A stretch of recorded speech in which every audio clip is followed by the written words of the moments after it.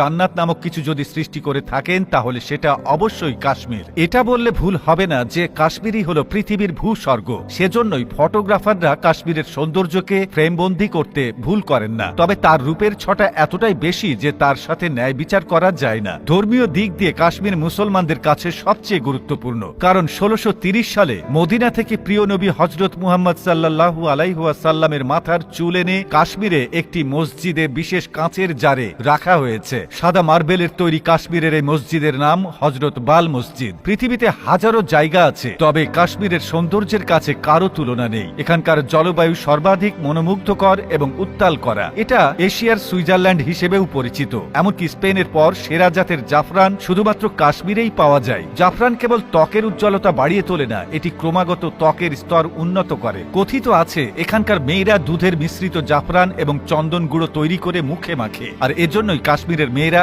এতটা সুন্দর। মুঘল সম্রাট প্রেমের নিদর্শন শুধু আগ্রার তাজমহলে সীমাবদ্ধ নয়, কারণ মুঘল সম্রাট জাহাঙ্গীর তার স্ত্রী নূরজাহানের ভালোবাসায় মত্ত হয়ে তার জন্য তৈরি করেছিলেন শালিমার বাগ, যা কাশ্মীরেই অবস্থিত। এটি একটি সুবিশাল বাগান যার দৈর্ঘ্য ৫৩৯ মিটার এবং প্রস্থ ১৮২ মিটার। বাগানের মধ্যে রয়েছে ঝর্ণাধারা, আরও রয়েছে নানান প্রজাতির ফুল গাছ এবং ফল গাছ। বিশাল আকৃতির চিনার ও বাইন গাছের প্রাকৃতিক সৌন্দর্য সত্যিই অসাধারণ। পুরো বাগান শীতকালে বরফে আচ্ছন্ন থাকে, বসন্তকালে বাগানটিতে ফুলে ফুলে একেবারে ছেয়ে যায়। পৃথিবীর স্বর্গ কাশ্মীরে ঝলবলে পাহাড় এবং সুন্দর উপত্যকা ছাড়াও কাশ্মীরের রথগুলি আকর্ষণীয় নিদর্শন। কাশ্মীরের রথগুলির আশ্চর্যজনক সৌন্দর্য একেবারে নির্বাক করে দেয়। স্বচ্ছ জল সূর্যের আলো প্রতিফলিত করে অসামান্য দৃশ্য উপস্থাপন করে। কাশ্মীরের গ্রীষ্মকালীন রাজধানী শ্রীনগর শহরের নিকটবর্তী একটি বিখ্যাত ও নয়নাভিরাম প্রাকৃতিক সৌন্দর্যে ভরা পাহাড়ের পাদদেশে ডাল লেকের অবস্থান। পাহাড়ে ঘেরা কাশ্মীরের অসামান্য দৃশ্য উপস্থাপন করে ডাল লেক।